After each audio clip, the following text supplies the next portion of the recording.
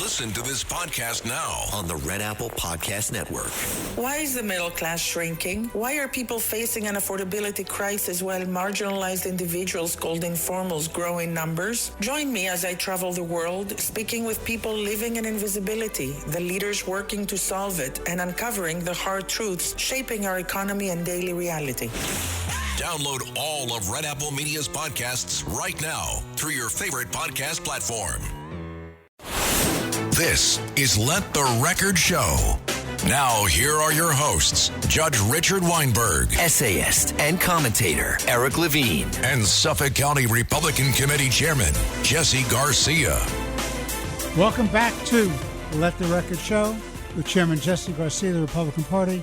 Jesse is the Vice Chair of the New York State Party and the County Chair of the Suffolk County Party here in New York. Also, Eric Levine, noted attorney, commentator, and essayist, is with us. And our mystery guest and mystery co-host is my very good friend, Governor David Paterson, a great governor of the state of New York.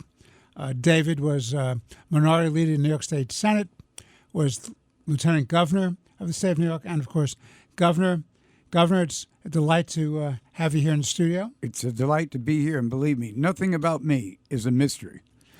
Well, you were noted down as number 8 on my list of topics as mystery guest, Governor, but now we've elevated you to mystery co-host. So congratulations. Thank you. And I just want the record to show that last week I was on the governor's show called Left versus Right, where I gave full disclosure to the listening audience that when the governor and I are doing a show together, there is no left versus right, just two common-sense Democrats.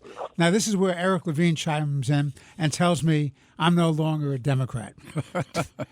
But if you ever were, I have. Excuse me. I have pictures. I have pictures with President Jack Kennedy to prove that I was. Pictures with Hillary Clinton to prove that I was. All right. So, Speaker Peter Valone. I have pictures of myself with Yankee fans, but that doesn't make me a Yankee. Well, moving along after that defeat that I just suffered, let's talk about what victory looks like. I'm talking about, Governor and Eric, the Iranian war, the Iran war. And Trump gave a speech last night, and I want to get your thoughts on it. But this is my view about the Iran war, and this is my view about his speech. Then I'll turn it over to you, distinguished gentleman. The Iran war, as I've made very, very clear, was a war that had to be fought. There's an existential threat to the United States, to Europe, to the Middle East, to Western civilization. It had to be fought. The longer you dilly-dallied and delayed, the more well-armed they'd be, the more difficult they would be to take out. And they could very well have gotten themselves, as they bragged about, 10 or 11 nuclear weapons. And then all bets were off. We'd be in the same quagmire we are with North Korea, where they schnookered the Clinton administration along, jollied them along, and the Clinton administration woke up one day after being jollied along and found that North Korea had nuclear weapons. Now, that would turn out to be a very bad situation for the world. But the problem, in my not-so-humble opinion, is that these guys are far worse than North Korea. North Korea wants to survive and flourish and lead a good life. These guys are a group of people who believe in the end of days. It'll all come back. They're going to win. It's all in their God's religion that they will win. Everybody else will be crushed. It's the divine will. Nobody else has a right to have freedom of speech or thought of religion. It's their way or the cemetery for anybody who stands in their way. Much different than North Korea. And I think the administration, the Trump administration, has done a good job about defanging this threat, whether it's their military bases, whether it's their ballistic missiles, whether it's their drones, whether it's their factories, whether it's bombing the sites for the nuclear development. They've done a good job. Is it 100% yet? No, not at all, because the nuclear sites still exist. They're still shooting off drones and ballistic missiles. The one great lesson we learned is that the ballistic missiles can now reach Europe and maybe even the United States. So the more all these people on the crazy left and the crazy right said, give talking more of a chance. Everything will be swell, as if keeping the status quo in place will keep the status quo in place. There was no status quo with these people. All it is a hegemonic death cult that had an agenda. So Trump gave a speech last night, and it has mixed reviews. I thought it was pretty good as far as it went. I think he's hedging his bets.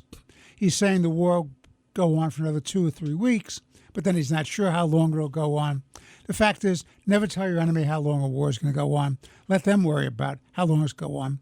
Don't tell them what you're going to do. Just do what you have to do. Maybe he's trying to usher them into capitulating and doing a ceasefire or a peace deal. I'm not sanguine about the results of that. But the good news is that Trump is being forceful and he's pushing them. Now, Victoria Coates, in a great article in the New York Post today, pointed out that their economy is on the verge of collapse, may well be underwater totally in the next 3 weeks, and that will put more pressure on them to make a deal or fold, or maybe even regime change. So first I'll ask Eric, then I'll ask the governor your thoughts about this. Thanks, Richard. So first let me wish everybody a happy Passover and a happy Easter. So I want to take a little bit of issue with your analysis in comparison to North Korea. North Korea, yes, we woke up one morning because Bill Clinton did not take action to prevent them from having a nuclear weapon. But the North Korean government is a family-run business. It is a crime family. And the only ones that they care about flourishing and surviving and having a good life is the crime family. They're prepared to have their entire population starve to death so long as they can stay in power. And they have seen correctly that a nuclear weapon is what keeps them in power.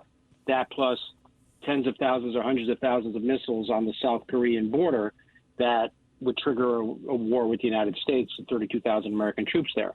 But the biggest fundamental difference between North Korea and Iran is that from North Korea's perspective, they are not interested in spreading an ideology around the globe and taking over the world. They just want to be pretty much left alone, their hermit kingdom, to subjugate their own people and live the high life, and they just use ballistic missiles and nuclear weapons to protect themselves. Iran, on the other hand, the Ayatollah and the IRGC and the other nihilistic death cult Nazis see their mission in life as spreading Sharia law and Iranian hegemony around the globe. So that's what makes them that much more dangerous than North Korea, because they want to occupy and destroy other countries and other civilizations around the globe. North Korea is primarily, unless things change, a defensive posture vis-a-vis their weapons. Iran wants so to where do use we their disagree? nuclear weapons I don't know where we offensively. disagree, Eric. No, where we disagree is that you made it sound as if North Korea and Iran were identical, and I am saying North Korea. I am saying Iran is more dangerous because it absolutely wants to use these weapons offensively, and North Korea just wants to use these weapons defensively. No, I agree with that. You and I have no difference on that. I want the record to show that. No difference at all. Go ahead. Okay, well, people can play what you said and what I said, and they can draw their own conclusions. But the important thing is that we currently agree. That's the most important thing. That's right. Let the record show we agree. Go ahead. So we agree. Okay. In any event, I actually thought President Trump's speech last night was quite good. I thought it was excellent. He had to navigate between telling the American people where we are, what's next, and how long is the war is going to last, because the American people are entitled to know, and not tipping our hand as to the Iranians as to what our next steps are. Keep them guessing. Now, there's no question by any measure, we are winning this war, and we're going to win this war.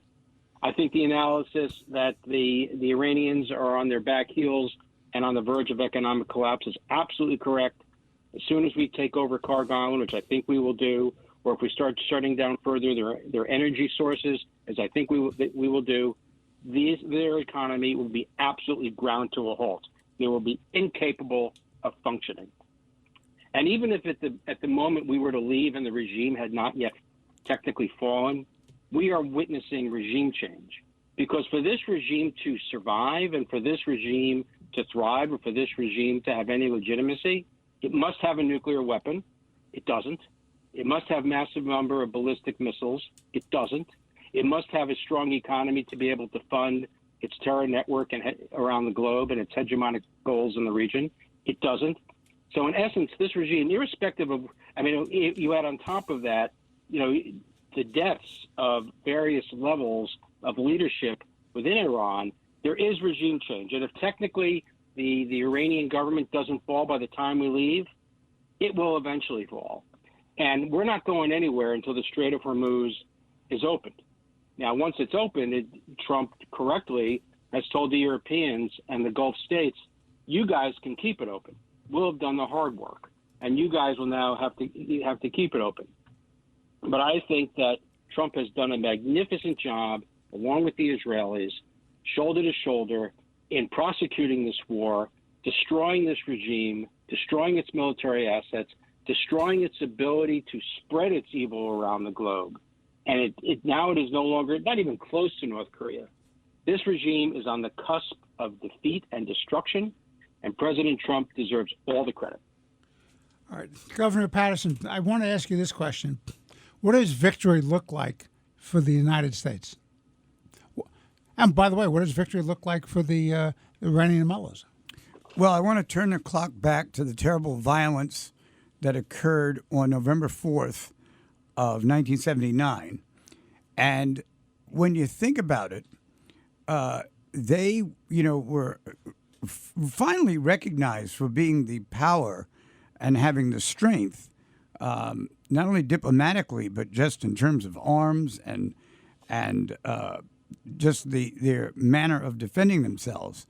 But interestingly enough, by that same date in 1980, 1 year later, they were beaten by Iraq. Iraq beat them. And at that point, they were developing all kinds of new weaponry and doing all these things that made everyone think they were going to be, a major power internationally. And it didn't turn out that way. So my feeling is that when this war comes to an end, which I think will be soon, President Trump never ceases to amaze me.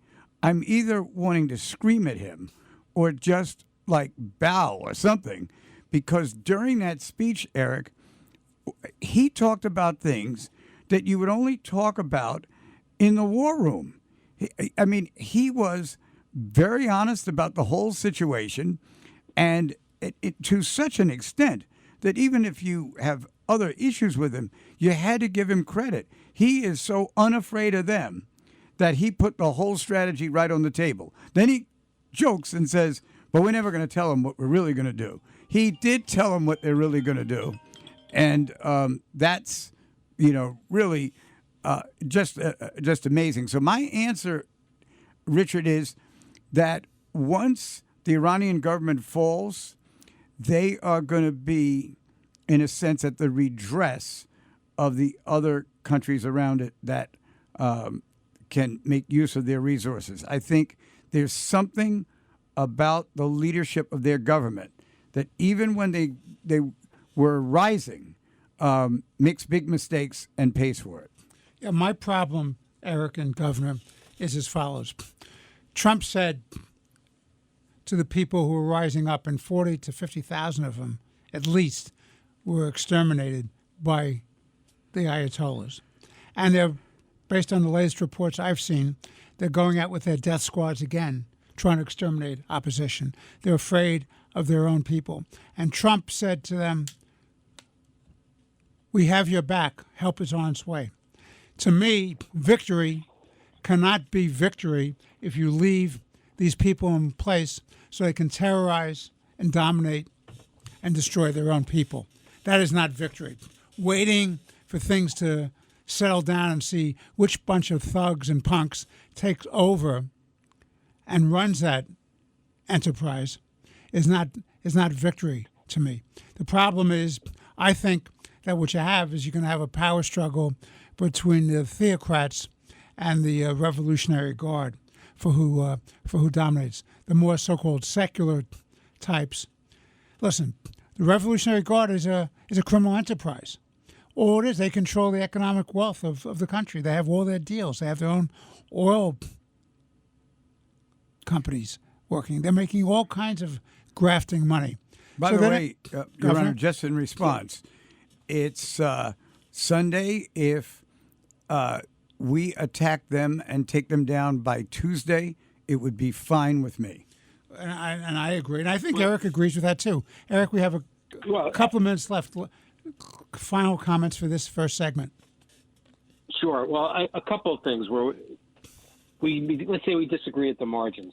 Remember, the fact that we leave doesn't mean the Israelis are going to leave. The Israelis will continue to bomb these people back to the Stone Age until the regime falls. And they're going to continue to do that incessantly. The other is that even if the regime itself hasn't technically fallen, in the sense that there's a new government, the Shah's son flies in, for instance, that doesn't mean that it won't fall, and it doesn't mean that we've abandoned them. I have every confidence that we have intelligence services on the ground, whether it's the CIA, whether it's the Mossad, whether it's Saudi intelligence, Kuwaiti intelligence, UAE intelligence, Qatari intelligence, working with the Iranian people, saying when the bombing stops, this is where you get the weapons. This is where you're going to rally around. I have every confidence that that's going on. Now, do I know that for a fact? No, but I would like to think that it is, and given how this war is being prosecuted so well, I have every expectation that that's going to happen. But as I said just before, it is really important to keep in mind the fact that we leave and we stop the bombing. The Israelis are not stopping until this regime is gone, and we're not leaving until the Strait of Hormuz is open. And if once the Strait of Hormuz is open, this regime's done because it has nothing. Well, I don't know about that. They get to ship their oil to the Chinese. I don't know if that's true. But let's take a break, and let's pick up on that in the next segment. This is Let the Record Show. Chairman Jesse Garcia is at the airport somewhere. We've been trying to hook up with him. In the studio with me is Governor David Paterson, another common sense Democrat. On the phone with us is Eric Levine, our esteemed co-host, a common sense Republican. And we'll be back in about a short few moments with the second segment of this week's Let the Record Show. Please stay with us. Let the Record Show is on the air.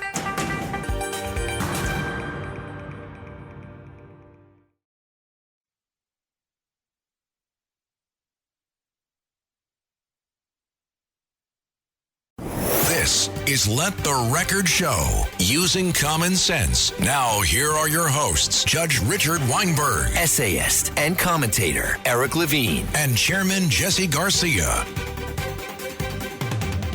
Welcome back to Let the Record Show. We've still been trying to find our co-host, Jesse Garcia, who's stuck at an airport in some line somewhere. With me in the studio is Governor David Paterson. On the phone with me is our esteemed co-host, Eric Levine, noted attorney, commentator, and essayist. Governor Paterson is my good friend. I inveigled him to be our mystery guest today, and I co-opted him to being the mystery co-host. And so when you can't hear Governor Paterson on this show, you should listen to Governor Paterson on his own show called Left versus Right, which is broadcast at 3 o'clock on Saturdays.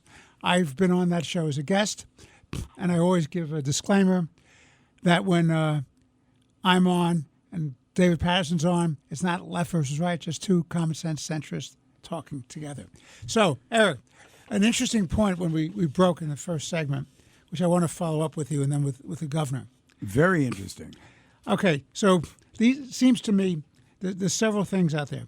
One, the Strait of Hormuz has to be open for international trade and maritime commerce. It's very essential for oil, very essential, but it's more essential to the Europeans and to Asia than it is for the United States because we're more independent, significantly independent. And it also helps China because China needs that oil, and it helps the Iranians because they need the income. So that Strait of Hormuz issue is problematic. I don't want those characters to having a toll booth to making money off of this deal. And that's the problem. And I'm very concerned about them selling again and making money to finance international terrorism. The other thing I want to raise with you, Eric and Governor, is this whole issue about NATO, which raises the issue to me is, and I put on our list of topics for today, the question was, can Europe be saved? And I pointed out a couple of things. Dangerous migration trends. The reason Europe is going underwater now is because, in large measure, because of their open border situation. A lesson to us if we're smart enough to keep our borders closed. But I also have a loss of will, and I have a complacency. The very fact that the NATO countries like Italy, France, Great Britain, Spain, Netherlands were not helpful to us in this exercise against an international terrorist threat, not just to the United States and Israel and to the Gulf states, but to the whole world, really gives me pause. What is wrong with these people? Have they no will? Have they no brains? Are they so complacent in their welfare states, living a good life at our expense while we spend the money to defend them, that they've lost their common sense entirely? So, Eric, I leave it up to you to follow up. So to your point or your concern regarding if we open up the Strait of Hormuz, the Iranians are going to be free to sell their oil to China and around the world and save their economy. No. What I expect will happen is that the United States will occupy Kharg Island, and the Iranians export roughly 90% of their oil through and from Kharg Island. If they don't control Kharg Island, they have no economy. We will be in a position to dictate to whom the Iranians, if at all, can sell their oil. If we don't like the government, we'll shut it down and only allow Western powers or our allies to have free access through the Strait of Hormuz. In this respect, it's kind of like the Venezuela policy strategy of help control the Venezuelan oil. We determine who gets it, how much. Similarly, we would do that out of Iran, and the country most at risk if we do that is China. China gets most of its oil from Venezuela and Iran. And while the sanctions were in place, China would get the oil at a huge discount. This puts the United States in a very strong position to confront China because we will be in a position to be able to choke off their energy supply. So China's going to have to play ball. But I mean, in terms of Iran, I think we'll be in a position to determine whether or not they're able to sell any oil, and if so, to whom. As it relates to NATO, they have not shown themselves, they have not covered themselves in glory, to say the least. Spain, of course, of all the countries you mentioned, or any NATO member, Spain is the most disgraceful. They've essentially withdrawn from NATO. They've essentially withdrawn from Western civilization. They've decided they are completely on their own. They want nothing to do with the United States at all. So Spain is kind of in a category of its own. But then you have the UK, you have France. We've discussed this on prior shows. This is in large part a function of the open border policy in Europe, as you pointed out. And we've made the point that close to 15% of the French population is now Muslim. We've made the point in the past that the number one name of babies born in London, of baby boys born in London, is Mohammed, not Charles, not James, but Mohammed. And this determines, and in large part, how what governments are elected and what policies they're going to adopt. So, does NATO have a survival instinct? I think some countries do. Certainly, Eastern Europe does. The Eastern European countries in NATO certainly do. It's a question of whether or not Central and Western Europe do. And time will tell. But most importantly, to the point you were making, I will note that I've never been on the governor's radio show. Just an observation. This can be arranged. This will get cleared up in a short period of time, Eric. As we used to say around City Hall, this is a contract that's easily run. Now, Levine. while we're clearing it up, Eric, what you said was fascinating to me. What is it, as I think you actually used these words, what is it that they're afraid of? They would be in prime position had they helped out, and they really wouldn't have had to have done more than saying that they helped out than sign a piece of paper. It wasn't like they sent troops or anything. And what do they think the final outcome is? I hope they don't think that they'll be able to take advantage of opportunities they would have had they been where we needed them to be. And that's where I think President Trump really boxed them, because anybody, even our enemies would realize that he put them in a hole they'll never get out of unless there's some incredible change between now and whenever. The problem is, with respect to NATO, let me just make this point, then I'll turn over to you, Eric. The problem with NATO is NATO may have to be reconstituted. There may have to be some hard discussions behind closed doors to figure out what's going forward. But NATO is the longest, to my knowledge, the longest lasting military alliance, defensive alliance in the history, certainly in modern history. It is. And it's very successful. And I think, frankly, we shouldn't forget that we still have to make sure that Europe is not totally overwhelmed either by Russia or China or Islamists. So I think there's a role for NATO. Eric. Yeah, so I don't think we should forget that part of the reason I believe that NATO, particularly the Western European countries, have not been particularly cooperative in helping in the war effort is because for many people in those countries, it's also about the Jews. Israel's fighting this war. Many of them adopt the anti-Semitic trope that the Israelis have forced the United States into this war. This is a war to help the Israelis. This is a war to help the Zionists. And it's hard to be anything worse than a Zionist. So I think a lot of the reticence is driven by anti-Semitism, to be quite frank with you, unfortunately. And also, there's not a great love for Trump. I'm shocked. So I know, I'm shocked. Trump didn't help himself with the Greenland talk way back when. No, I agree. I agree. Foolish talk, nonsense. You're talking nonsense. But leaders of countries have to be able to assess what's in their national best interest and put their feelings aside, and they have to do what's best for their people.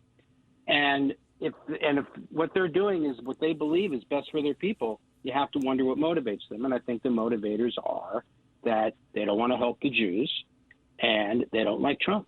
I think that's in large part. I want to share with you, this is something that the governor and I were talking about before we went on air. There was a German Lutheran pastor named Martin Niemöller, who started off as a supporter of Hitler, and after the war wrote a very famous poem. And this is what he said, and I'll read this for our audience. First they came for the communists, and I did not speak out because I was not a communist. Then they came for the socialists, and I did not speak out because I was not a socialist. Then they came for the trade unionists, and I did not speak out because I was not a trade unionist. Then they came for the Jews, and I did not speak out because I was not a Jew. Then they came for me, and there was no one left to speak out for me. And that's the problem, because when you have this raging anti-Semitism historically, wherever it happens, the Jews may be the first victims of this intolerance, this hatred, this bias, this violence, these holocausts, but ultimately it destroys the societies where this is allowed to happen. Governor? Well, as someone who attended a public school in a neighborhood that was mostly Jewish, I've always had this feeling that I could not understand what it was about the people who are as virulently anti-Semitic as they are, and that they go so far to try to beat down another group of people that they really expose themselves. And in this conflict, I really didn't think about it until Eric brought it up, but I think that's exactly where those Western European countries were. No, I think Eric's always made the point that with the open borders and letting in radical Islamists into your borders, it will become a popular force, a political force in these countries. It influences the public policy. Isn't that your point, Eric? That is my point, and it doesn't end there. Look who we have as the mayor of New York City. We have an anti-American communist Jew hater who's the mayor of the most important city in the most important country in the world. So this cancer is metastasizing, and we have to do something about it. And recent activities in the DNC, this platform that they're trying to pass, censoring AIPAC and preventing Democratic candidates from accepting money from AIPAC, the American Israel Public Action Committee. What they're basically saying is the one group of people that have no right to petition their elected officials are the Jews. People who support Israel, they're the one group of people that have no right to petition their elected officials. Everyone else can do it. If you're a union guy, if you're a care guy, whatever, if you're a teachers union, it's free for you to do it because it's okay for you to do it because it's your right to do it. But if you're Jewish and if you're advocating for Israel and the strong American-Israeli alliance and a strong American national security, if Democrats, that's the one group of people you're not allowed to take money from. That's the one group that we're going to criticize and censure. So this isn't just limited to Europe. We're seeing it here. Unfortunately, Eric and Governor, we're seeing the Republican Party as well. So, for example, you have what I call the Tucker Carlson view, the Candace Owens view, the Nick Fuentes view, the Megyn Kelly view, that this war has all been about being goaded on by the Jewish community and by Israel, which is ridiculous because the luckiest thing in the world for the United States is they had Israel in place with their technology, with their intelligence, their willingness to fight in the first wave of this hegemonic demonization of world civilization, of civil order, freedom of speech, thought, religion. It was the Jews out there from Israel who fought and made it easier for the United States to come in. They did the hard work. They were the first troops to do what had to be done. And by the way, with respect to the Republican Party, I read this just a day or so ago, Governor Eric.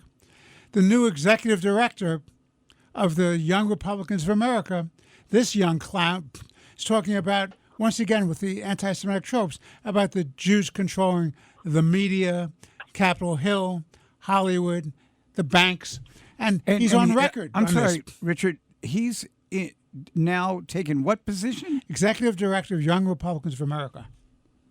So you got it on the left and the right. That's what's so troubling. We have 1 minute to go, Eric. You're 100% right, and that there's this anti-Semitism on the right. The difference is that on the Democratic side, it is policy. It is where the government. It is where the Democratic Party is. That's the center of the Democratic Party. I'm afraid you're right, Eric. It still remains at the fringe of the Republican Party, and I would suggest to you that after the midterm elections, that battle is going to be joined between traditional moderate Republicans and conservative Republicans and the radical new right of Tucker Carlson. That's going to be an important battle. And so the Republican Party still has a chance to save itself. I unfortunately believe the Democratic Party is completely lost. Well, we have to take a break. This is Let the Record Show with Eric Levine, noted attorney, commentator, essayist, attorney. Our co-host, Chairman Jessica Garcia of the Republican Party, is stuck on a line at some airport somewhere here in America. With us in the studio is my good friend, another common sense Democrat, Governor David Paterson. We'll be back in about a few moments with our final segment with more interesting and important conversation. Please stay with us. This is Let the Record Show.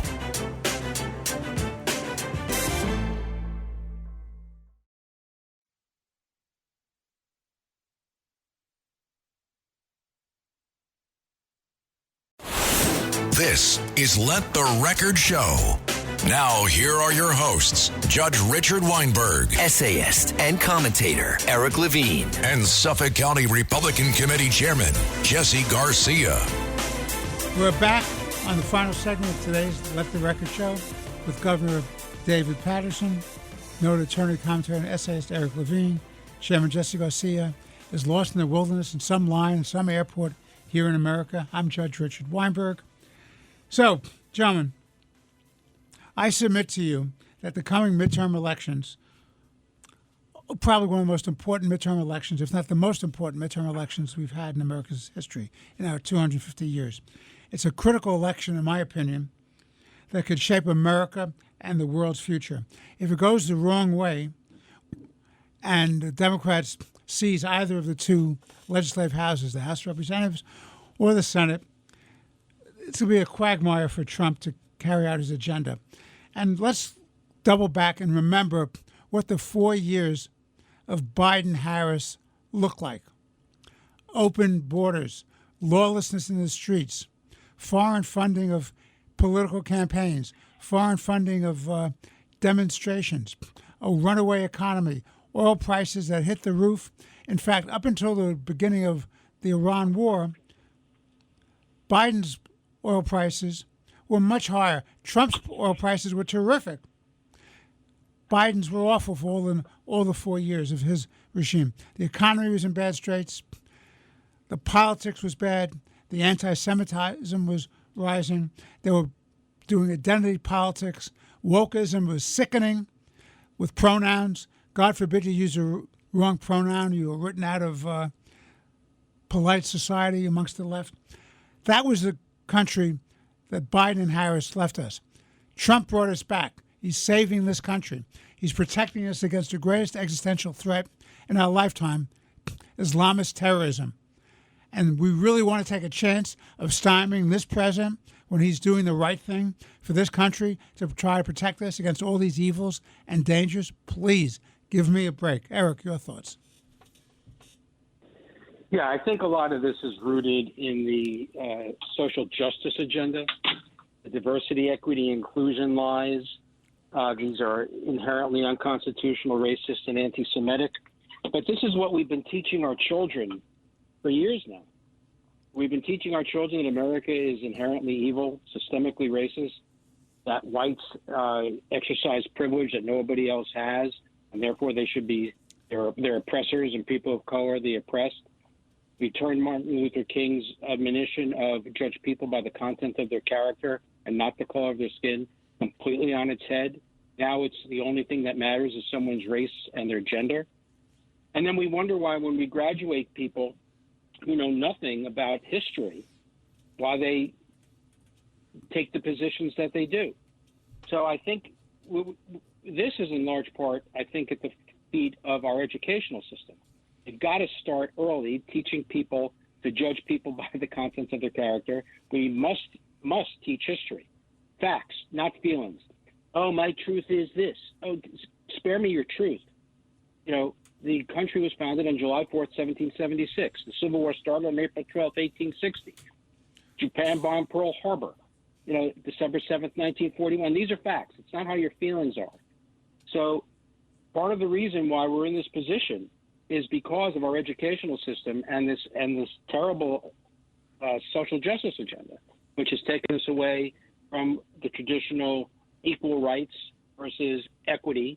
Rather than starting from the same, everyone has the same rights to achieve, and what you do with it is up to you. So we're going to guarantee whatever these results are going to be.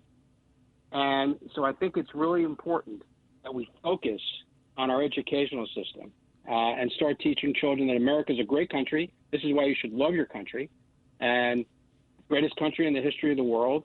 And these are the facts, and reading and writing and math, and stop indoctrinating our children into this radical social woke left agenda. Well, part of the problem, and then I'll turn it over to Governor Patterson, part of the problem is with the open borders and easy access to coming into this country and staying in this country, and this whole birthright citizenship issue, which I find very problematic, which I think, frankly, the right decision is to stop it because it's a danger. It puts us on a path of cultural suicide because you're allowing people to get citizenship who are not committed to the values and loyalty to this country. They know nothing about this country, and just because a baby is dropped in this country from immigrants who are on a vacation here does not make for a good citizenship. Otherwise, you wouldn't have a whole naturalization process where, to your point, Eric, people get educated about the values, the customs, and the laws and the constitutionality of our system. This is a dangerous situation, and it has to be stopped. And if it can't be stopped by the Supreme Court by constitutional interpretation, then certainly they should be pushing through statutory amendment to talk about what it means to be subject to the jurisdiction of, which is the problematic clause in the 14th Amendment. Governor, your thoughts? So I think that maybe one of the worst aspects of the murder of Dr. Martin Luther King wasn't just the fact that he was shot, but the fact that he was no longer around to be the leader of a movement whose values embodied exactly everything that's said. And that's the reason why in the March on Washington, he practically read back, the Declaration of Independence and talked about the constitutional amendments and that type of thing. And he was at such a juncture at that point that it was very hard to criticize him, particularly from, a number of people in this country who at that time could have been easily called racist. But what also happened is, as he was offering these concepts to other people, the idea that the equality was attainable did not mean that it had to be. It did not mean that it had to be enforced. It meant that it would establish itself organically. Once you stopped schools from, segregating the students and that type of thing, once you stopped people from working in the transportation area or something like that, once that was available to everyone, then I think there would have been a better situation than we have right now, where if you even, I don't even want to go into any detail, Eric, but I could tell you a couple of things that have been said about me from people who think that they love Dr. Martin Luther King. Eric. Yeah, it's really quite sad. I think people need to understand what the social justice movement is about. People need to really learn about the civil rights movement. What really was the civil rights movement about? What Martin Luther King did was he challenged people's consciousness. He laid out, and that was irrefutable, on the issue of equal rights. And how could you take issue with the fact that everyone should be treated equally? But what the social justice movement does, diversity, equity, inclusion, is it substitutes the Soviet model, coercion, indoctrination, equal results, for the American model, American model of equal opportunities, individual liberties, entrepreneurship, and religious and individual freedoms. And it's turning the country on its head. People forgot or never learned what the Cold War was, who Stalin was, and that we won that Cold War. People don't know what the Cultural Revolution was in China. Mao killed more people in the 20th century than any other living human being at the time. Stalin was second, and Hitler took the bronze. But people like Zoran Mamdani want to bring Mao to the Hudson. They want to bring Stalin to the Hudson. They want to bring Castro to the Hudson. They want to bring the Viet Cong to the Hudson. They want to bring Chavez to the Hudson.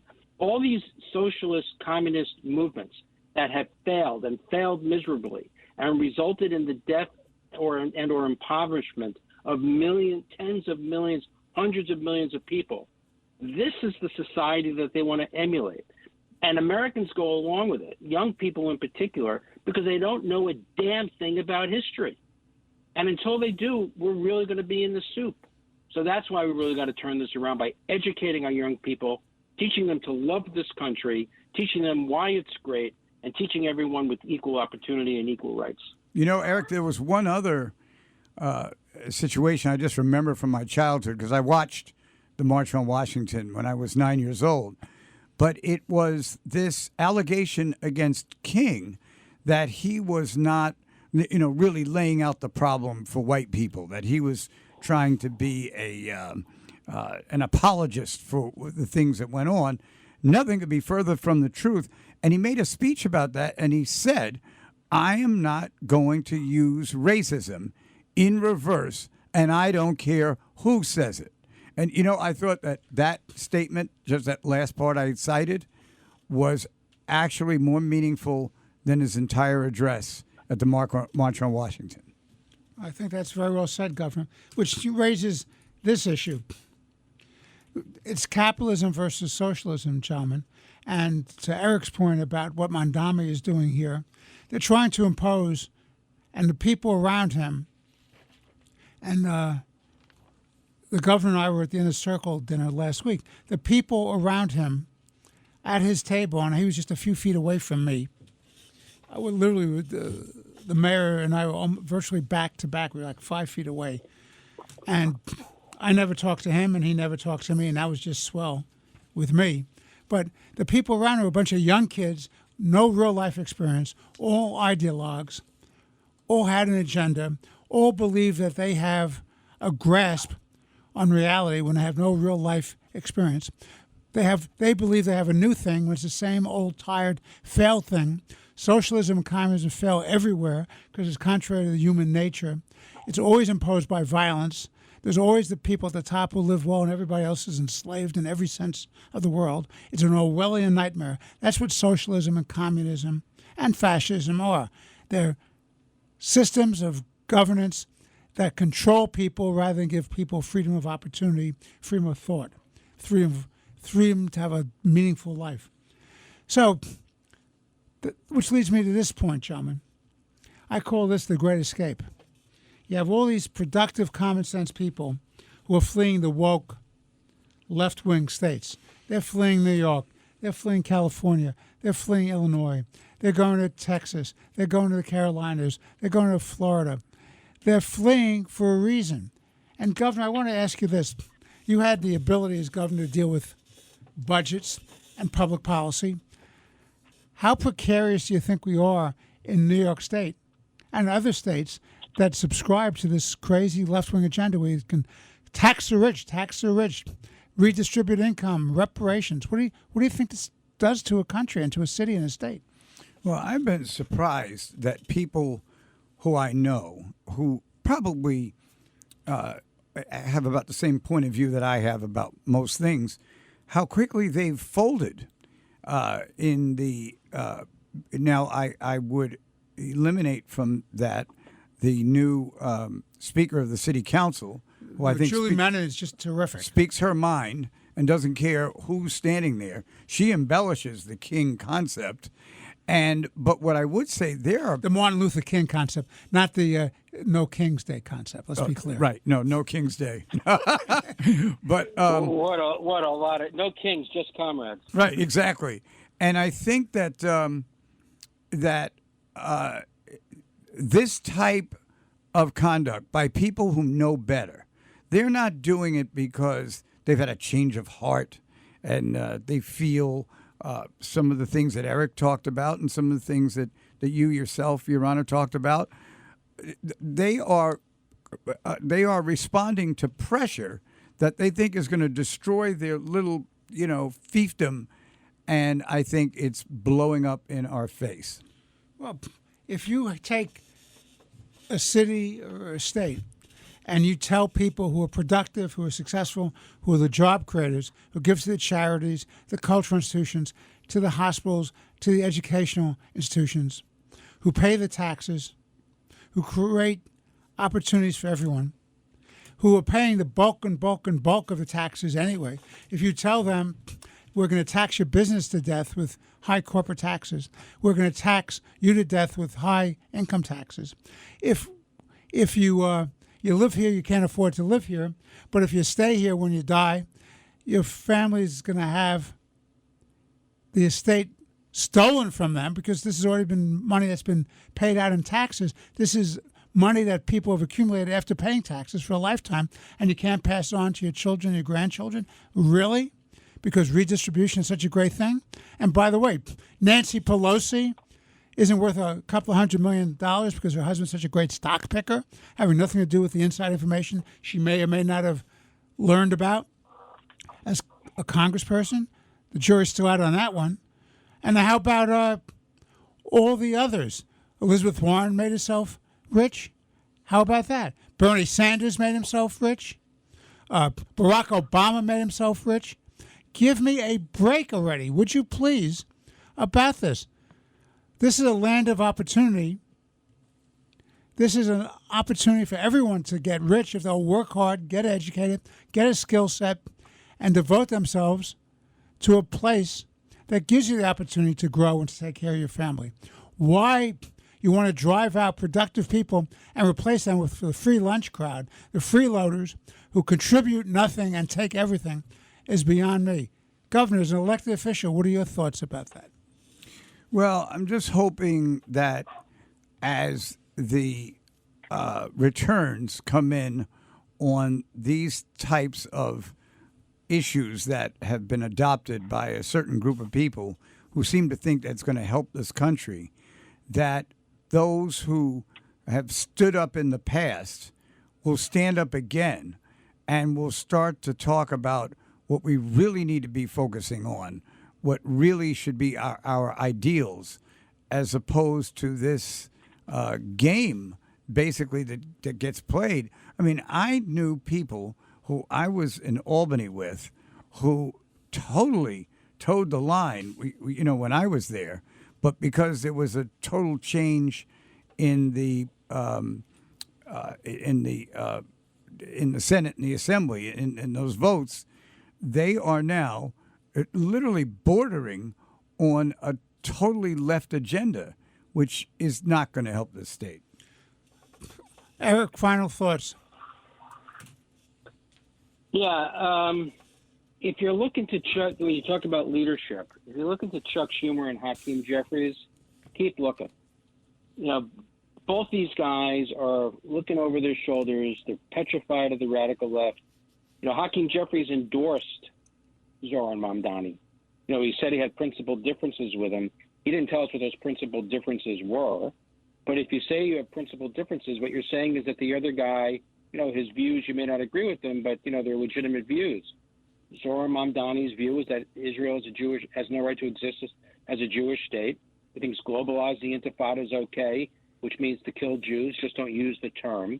The love of his life is a huge Jew hater. So I'm not sure, for Hakeem Jeffries, what's so principled about any of that. Hakeem Jeffries Zoran Mamdani's a communist, so that's acceptable. So if that's the leadership you're looking to, and then Chuck Schumer, he's afraid of AOC. He's afraid he's afraid he's going to be primaried, and if he runs, he'll lose. Oh, so by the way, he's adopting the by the way, Eric, on the AOC, you just prompted something. I just read that she announced she's against any future funding of Israel in terms of any kind of weaponry, whether it's offensive or defensive weaponry. And a large number of her Democratic colleagues in the House and the Senate have subscribed to that. Yeah, well, it should come as a surprise to no one.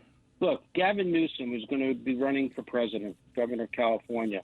And what's one of the first things he decided to say?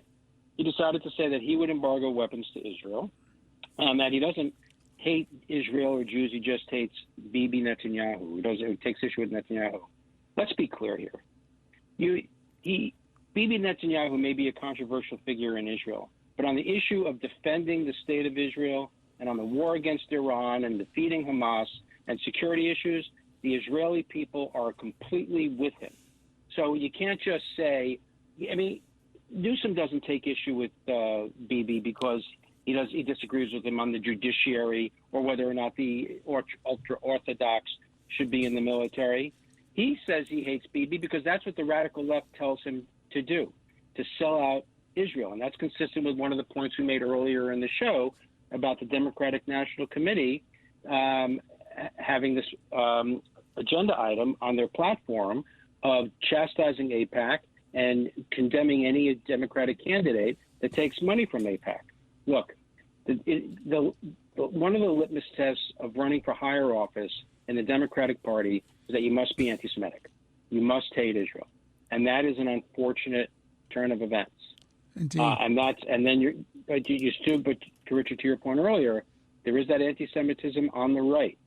But one of the primary differences, you have high-profile Republicans like Ted Cruz, Lindsey Graham, Dave McCormick, Tom Cotton, Marco Rubio calling out the radical right, calling out the alt-right and condemning the anti-Semitism. And that's what the leaders of a party should do. Amen to that. Right. And even Trump has been taking shots at Tucker Carlson and some of the anti-Semitic things he's saying. So that's the difference. Jews are at greatest risk when anti-Semitism becomes mainstreamed and government policy. That risk is on the left. In the 1930s in Germany, that risk was on the right. And there's clearly anti-Semitism on the right, but it is not nearly as dangerous as the one on the left. They must both be fought, and they must both be crushed. But right now, the more immediate threat is on the left. Well, gentlemen, I want to thank you both very much. Governor David Patterson, my good friend, our mystery guest and mystery host, thank you for being here. Thank you. Eric Levine, noted attorney, commentator, and essayist, as always, thank you.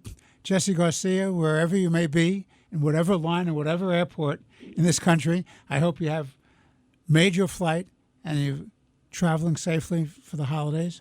And to our listeners, we wish you a great holiday season, whether it's Passover or Easter. And as always, God bless you, God bless your families, and God bless America. Thank you for listening, and we look forward to being back with you next week on Let the Record Show. Listen to this podcast now On the Red Apple Podcast Network. The Leadership Thread with Dr. Peggy Polonis. I'm Dr. Peggy Polonis. Join me on each episode where I unravel the story that shaped leaders, tracing the thread that led them where they are today. Because leadership isn't born in adulthood. And thank you once again for joining us on the Leadership Thread, education, ethics, and sustainability. Download all of Red Apple Media's podcasts right now through your favorite podcast platform.